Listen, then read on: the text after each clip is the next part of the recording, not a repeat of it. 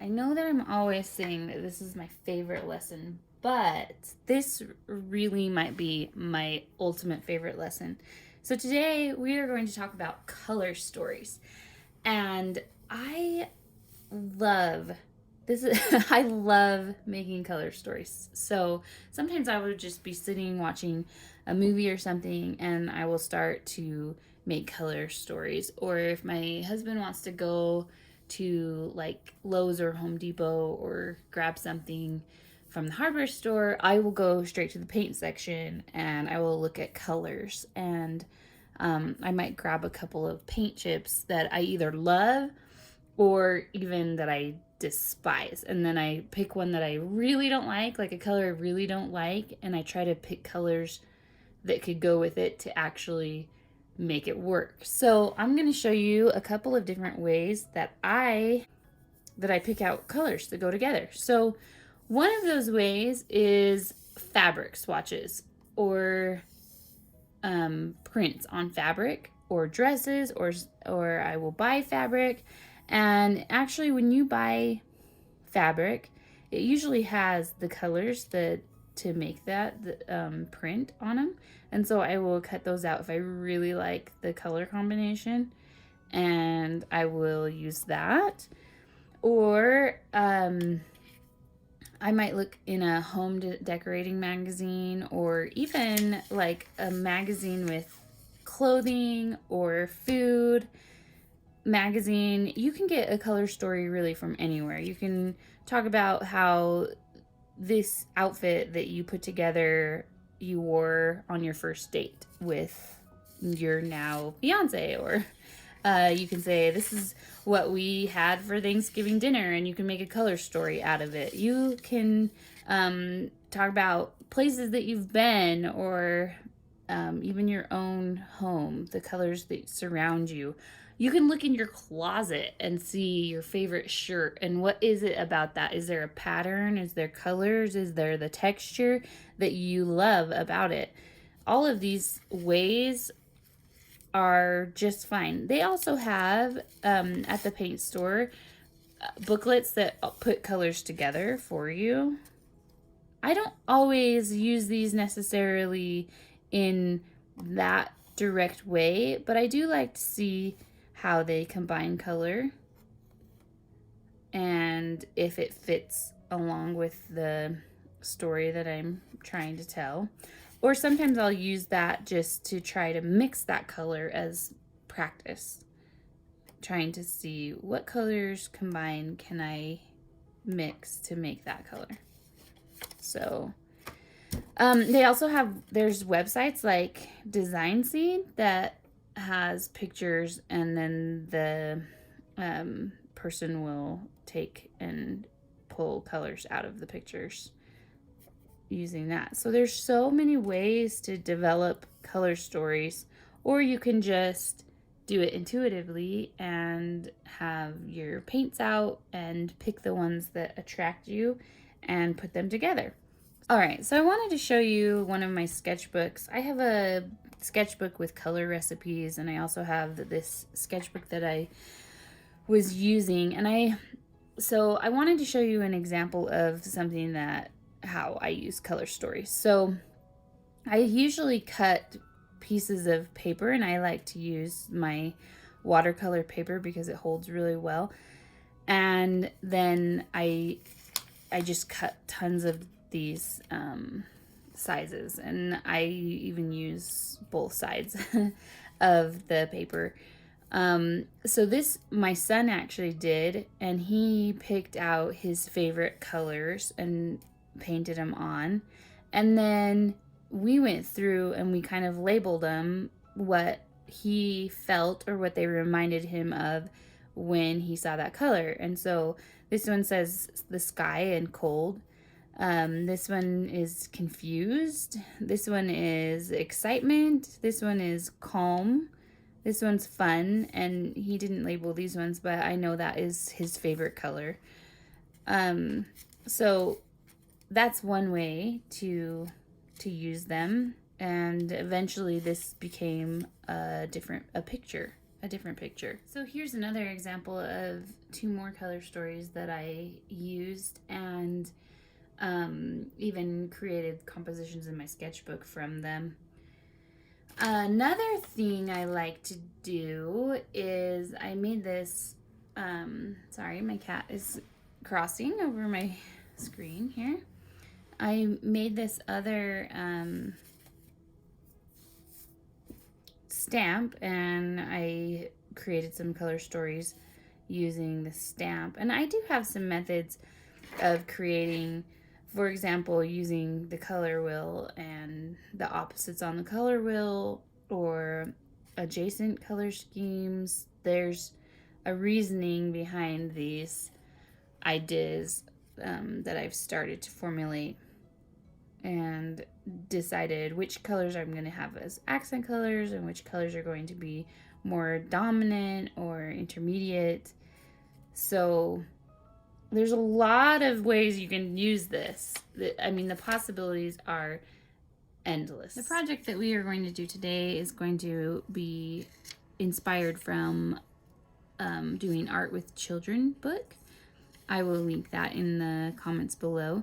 I wish that I had developed a picture that I personally took that told a story about my personal experience, but I think that we can all relate to a Thanksgiving spread. And so I'm going to take some colors from this picture here and make a little color story out of that because I can relate to it. And so what I'm going to do is I'm just going to take my hole punch and I'm going to start punching out some areas of color that I like. My hole punch is not the best hole punch. I love beets. We grow beets every year in our garden. That's one of the only things that we grow in our garden. And I love pumpkin soup.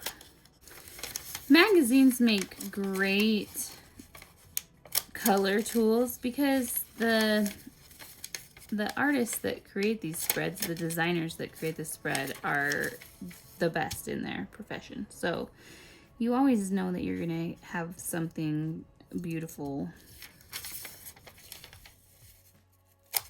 coming from these photographs and these. All right, so I'm pouring those out. These spreads, they have their best artistic designers and photographers creating these.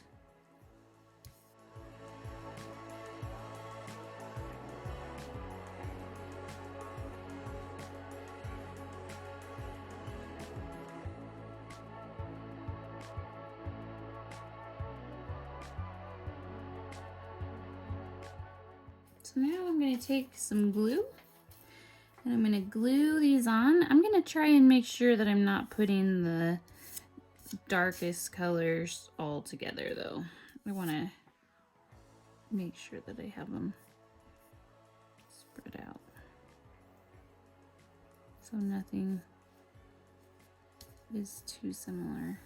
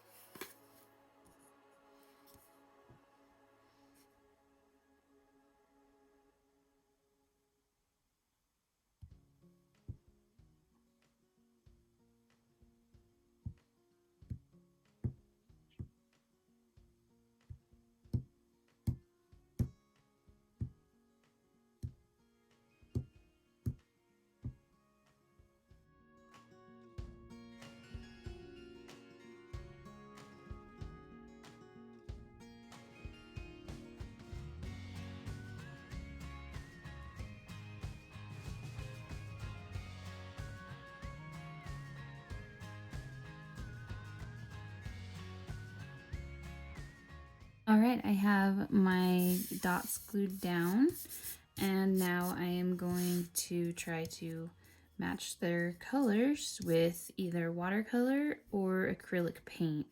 And I'm just gonna do circles around and try and match the colors.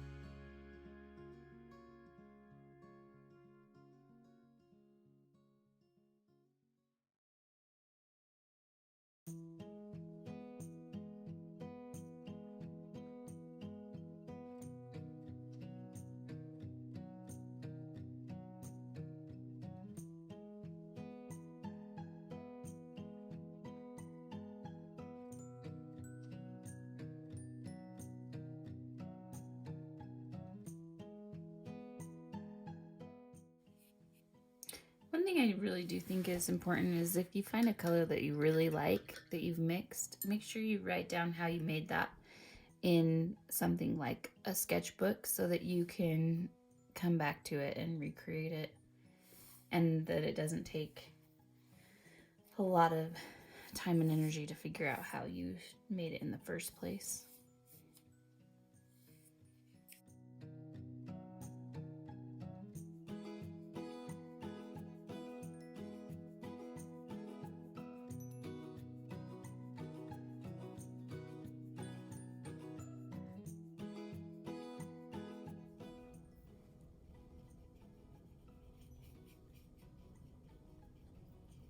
I've never tried to mix watercolor and acrylic paint, but I figured it would work because it's water-based, and it is working.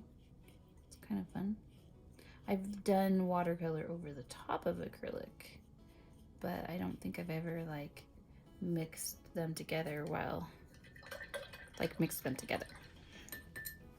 It's interesting when you separate these colors out and then you put colors down, how your mind thinks that they are one color, like these beets, but then when you actually have a color sample and you start painting the color that you think it is, you realize how close or how far off you are in matching that when they're all alone on the page.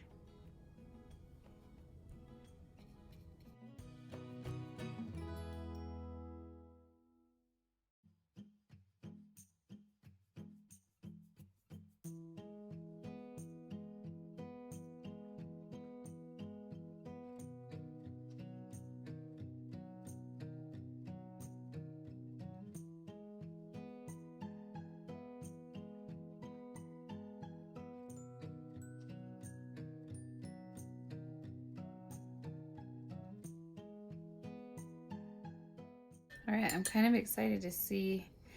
Now, where I painted over the top, it, especially with watercolor, kind of sucked up more water, so it made it darker where I painted.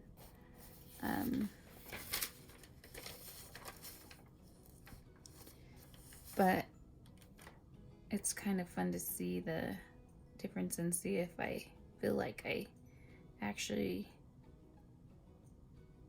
have a good color story here. If I accomplish the task.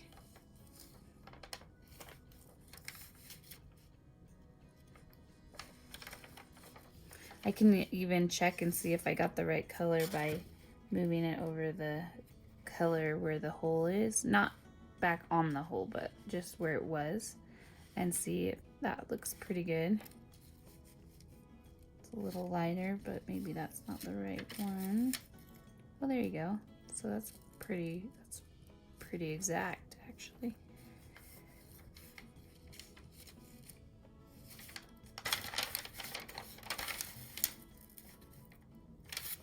Didn't ever get a really deep violet.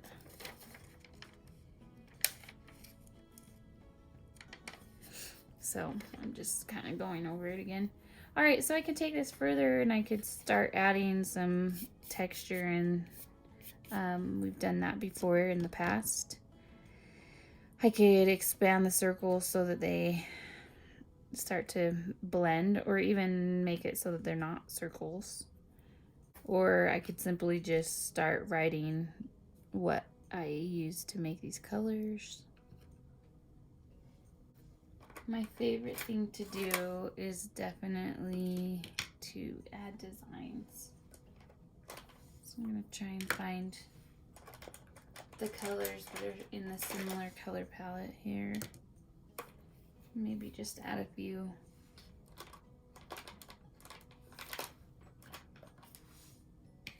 Patterns.